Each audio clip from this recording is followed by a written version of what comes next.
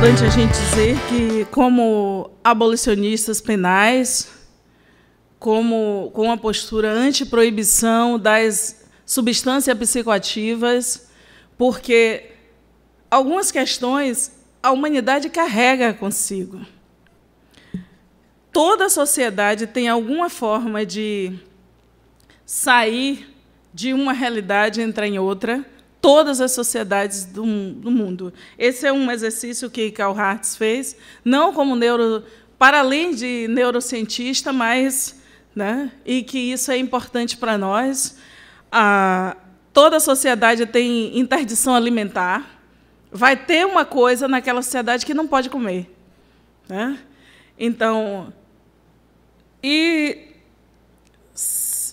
a partir desse inimigo, aquilo que Steve Biko lembrava para a gente, né, aquele jovem médico covardemente assassinado com 30 anos, em 1977, na África do Sul.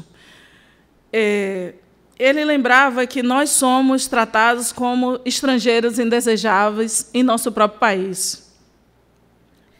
Da sua primeira pergunta, que é uma reflexão, né, que você está fazendo, a sociedade brasileira não tem. Isso é só para a gente dar um exemplo. A cultura, que é uma coisa que está com a gente, tipo, a forma como os meninos em nossas comunidades cortam o cabelo, né, que hoje está sendo estudado lá em Paris 7 como geometria fractal, né, que é aquele corte geométrico perfeito. Não é isso, Robson? Perfeito, e os meninos da gente, é dito para eles que eles não vão aprender matemática. E a gente fica assim, bom, falta um encontro entre a geometria que eles estão fazendo e a escola, né? Que a escola não pode ser um lugar de sabotagem, nem sabotagem das professoras que querem debater o direito amplo, né, a cultura e a história, e nem sabotagem aos estudantes e às estudantes. Pois bem, o primeiro equívoco que ocorre, Bolangi, quando um gestor mexe com a cultura nos bairros populares, ele vem trabalhando a cultura com adendo.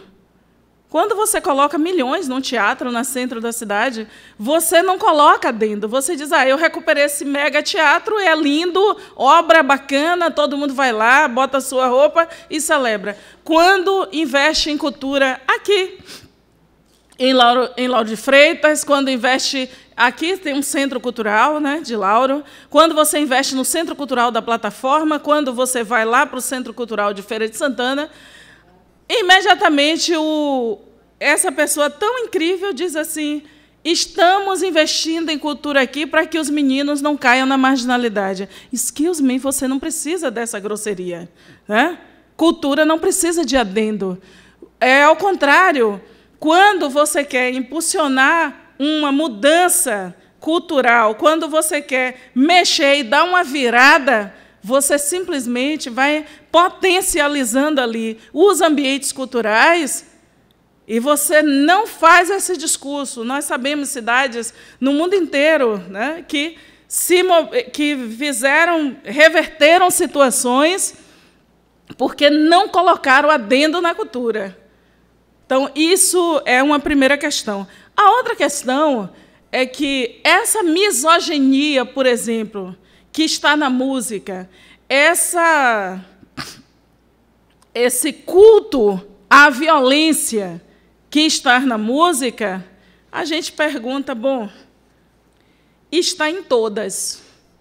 Só que, seletivamente, nós observamos uma parte desse todo, porque é o que tem mais força para aparecer.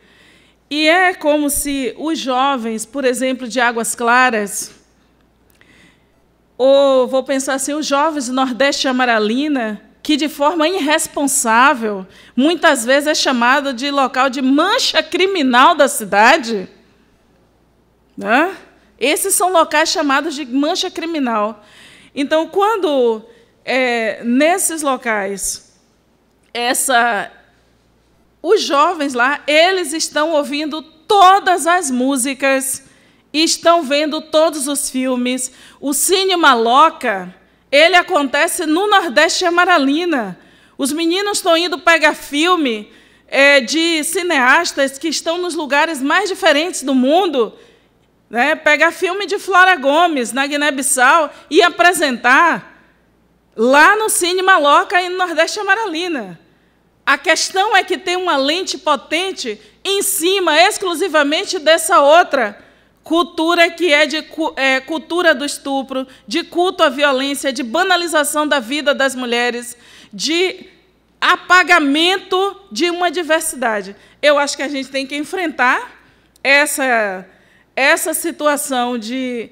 Mas, assim, ali, naquela música, muitas vezes, os meninos... a gente precisa chegar também com outras conversas. Eu fico pensando assim. Em relação à questão do Cabula e Rio dos Macacos, que você traz aqui e que eu acho que é 2 exemplos emblemáticos, eu acho que, mais uma vez, é a dificuldade. Quando a gente olha, e, mais uma vez, a gente está falando que a escravização e a prisão, nesse sentido, elas são temas correlatos, porque são as bases de sustentação do racismo. Elas são as bases correlatas porque é o que articula os interesses do capitalismo. Quer dizer, como que você pode chegar a um nível grotesco de produzir algo como a chacina do Cabula? E quantas chacinas pós-Cabula nós já tivemos? Que é importante a gente falar disso também. Quantas chacinas pós-Cabula? E, em relação a Rio dos Macacos, eu acho que é importante, porque parece que a população negra, de forma organizada, os movimentos, e Rio dos Macacos conseguiu fazer algo que foi fazer pessoas brancas se importarem com a questão racial no Brasil. E o Cabula também.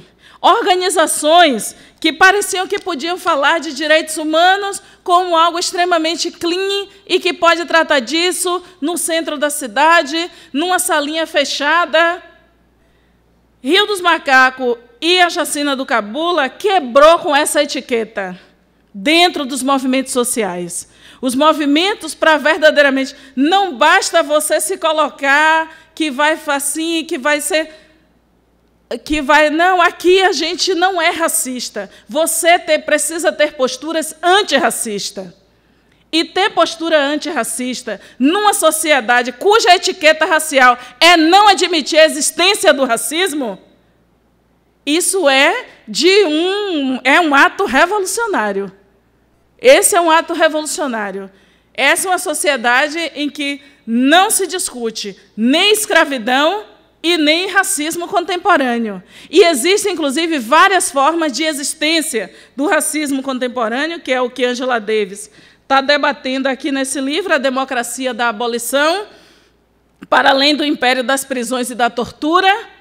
Né? Quer dizer, o que é esse racismo contemporâneo? Você diz, não, não é racismo, mas você não cabe na universidade. Não é racismo, mas você não vai ter acesso à saúde. Não é racismo, mas Salvador consegue ter um bairro como o Pernambués com 200 mil pessoas e 56 vagas de creche para fazer sorteio para ser uma mãe para cada... 150 mães para cada uma vaga. Não é racismo, não. Não tem o nome. É a ação, é a sabotagem, é a negação da existência desse povo.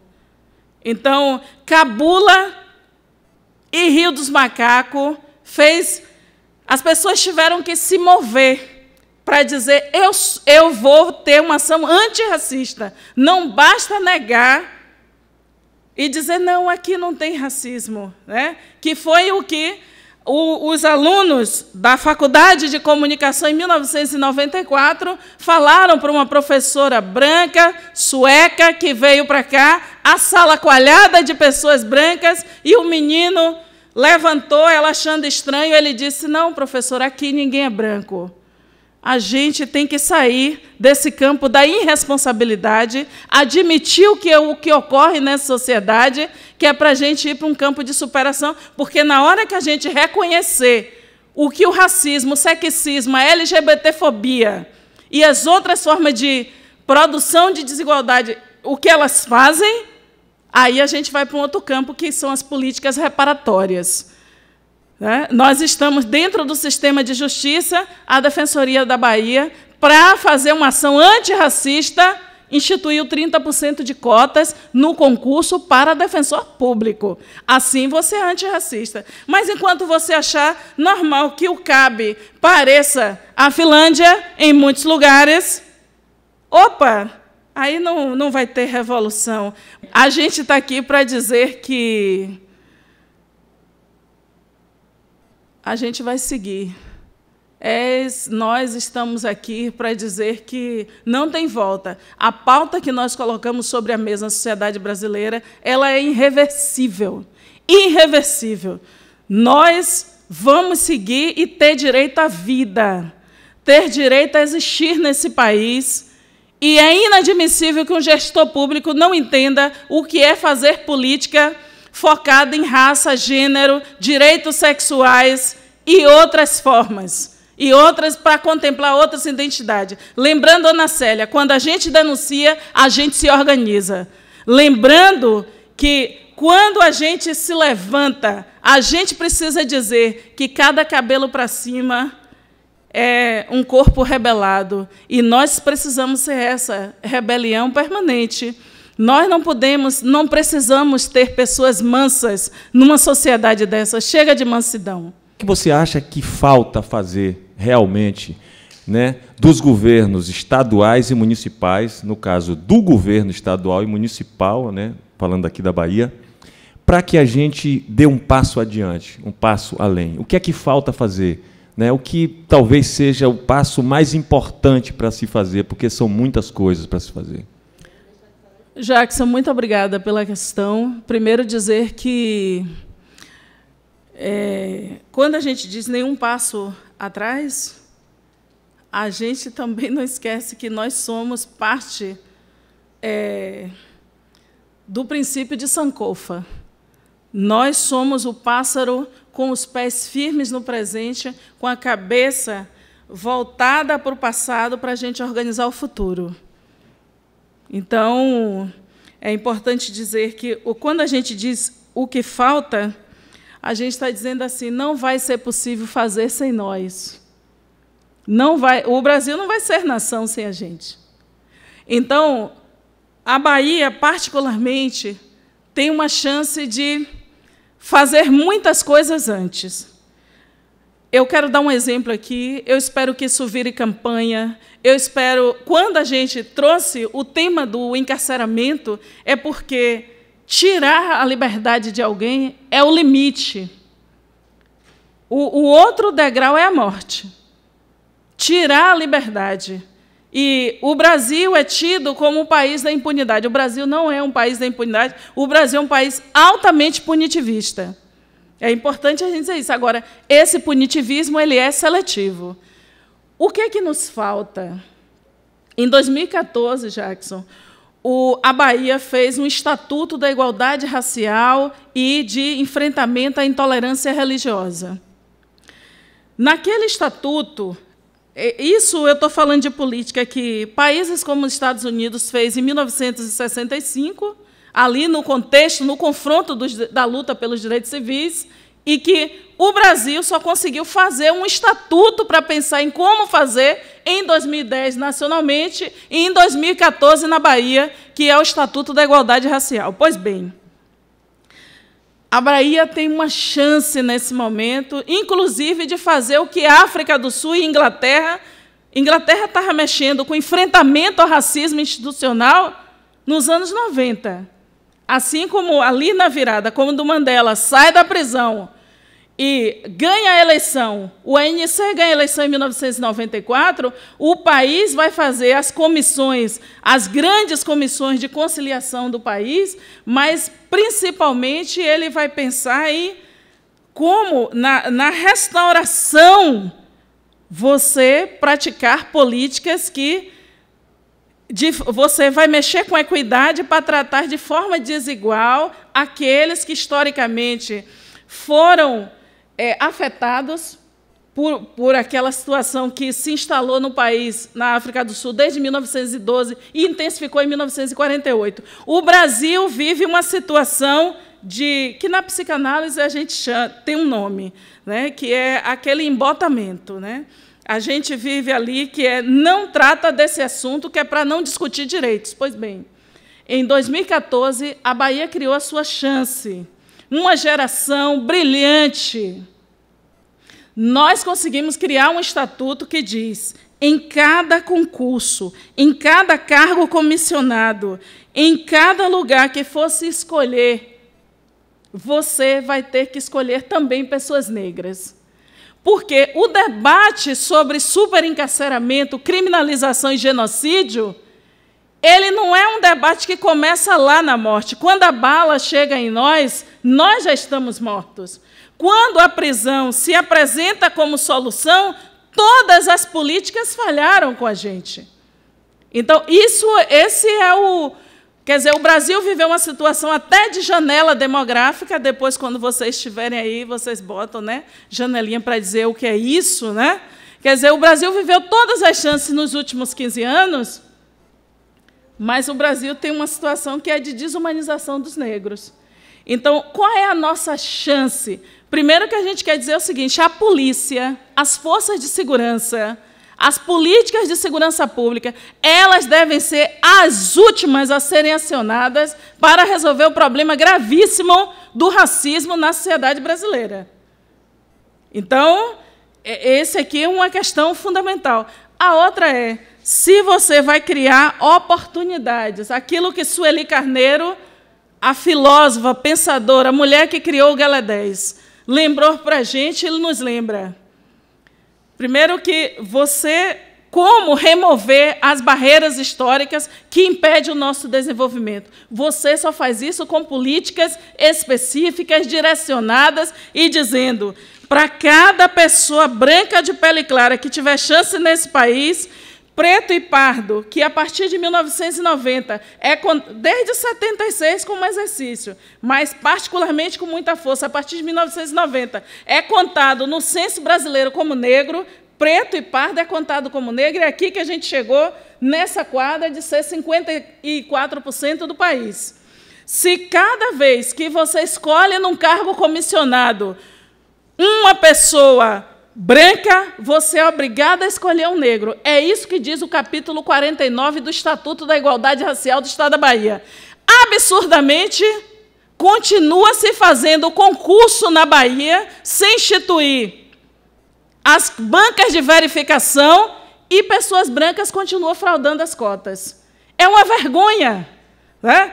Quem acompanhou o processo que nós ocupamos o Tribunal de Justiça da Bahia pela primeira vez, no dia 23 de março de 2017, por conta de um concurso no município de Salvador, cujo salário era de R$21 mil. R$21 mil na mão de uma pessoa branca de classe média tem um sentido. R$21 mil na mão de uma pessoa negra, que a família inteira lutou para ele ou ela ser procurador de um município, tem outro sentido. Os nossos salários, eles são divididos para muitas pessoas. Então, famílias inteiras, histórias inteiras, bairros inteiros têm sido impedidos de seguir em frente, de se desenvolver, porque simplesmente uma política, concluindo, não é aplicada.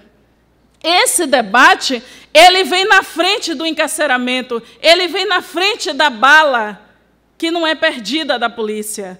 Esse debate do desenvolvimento, em que nós vamos para a mesa decidir com o gestor branco, que como numa sociedade dessa, você cria uma mesa de decisão, não tem uma pessoa negra.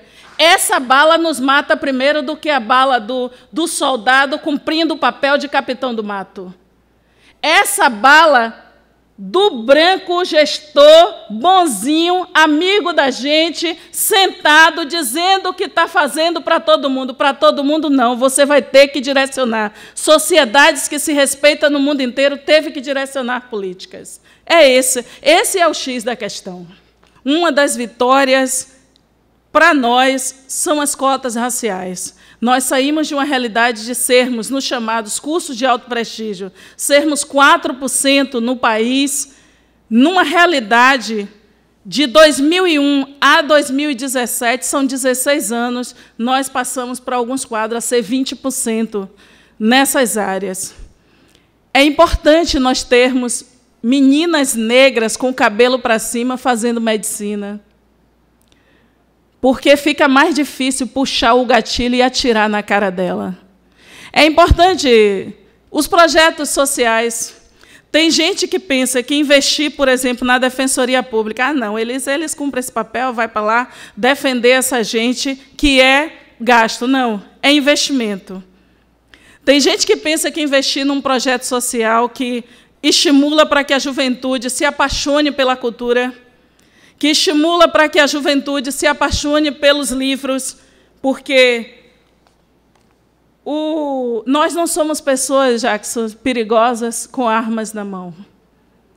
Nós somos pessoas perigosas com os livros, porque o outro sabe que nós sabemos aquilo que Luísa Bairros e Alice Oca, de forma poderosa, nos disse. Tem gente que pensa que as mulheres negras falam alto, que isso é falta de educação. Alice Oca nos lembrou que isso é exercício de poder. E você só cria uma geração que vai levantar a cabeça, andar de cabeça erguida e bicão na diagonal, se a gente fizer também essa revolução por aqui, pelo conhecimento.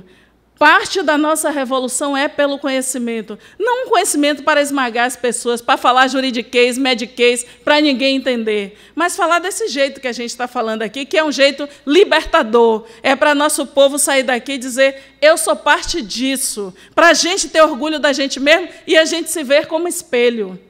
Isso para a gente é importante. Você imagine a força que tem quando cada jovem liga a TV e te vê?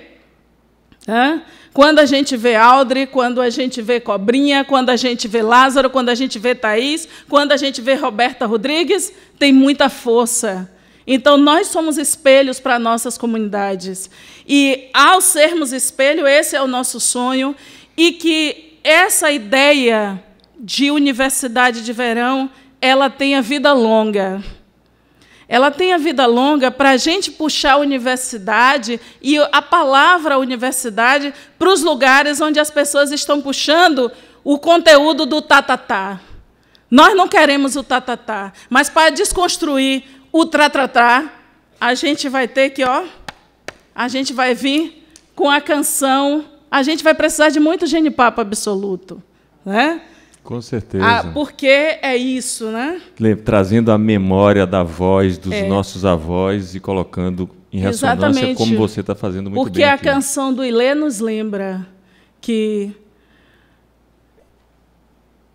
é mata fechada, o caçador em busca da caça. População magoada, a nossa honra tem que ser lavada. Na passeata, a nossa honra tem que ser lavada. E nós temos uma luta a resolver. Não é possível que nós vamos seguir nessa chamada década afrodescendente sem a Bahia resolver essa questão de fiscalizar as cotas, da gente ver a representação e a gente assumir lugar de fala. Isso, para a gente, antecipa a política de segurança pública. A política de segurança pública que se pratica aqui e alhures é uma política fracassada. A política de guerra às drogas é uma política contra negros e pobres. A política de silenciamento, de querer nosso povo somente atrás do trá-trá-trá, não vai dar certo. E não adianta fazer acordo com os nossos adversários históricos. Tem gente que não vai ser parte do acordo, porque, lembrando os nossos, nós só podemos acordar se estivermos na mesma posição, se houver horizontalidade no debate. Enquanto os nossos corpos estiverem tombando, não há condição. Por isso que a polícia, que o presídio, seja o último recurso, se não tiver jeito, porque nós sonhamos com uma sociedade sem polícia, sem militarização e sem prisão. Sociedades que se respeitam, se levantam contra as prisões e fecham as prisões.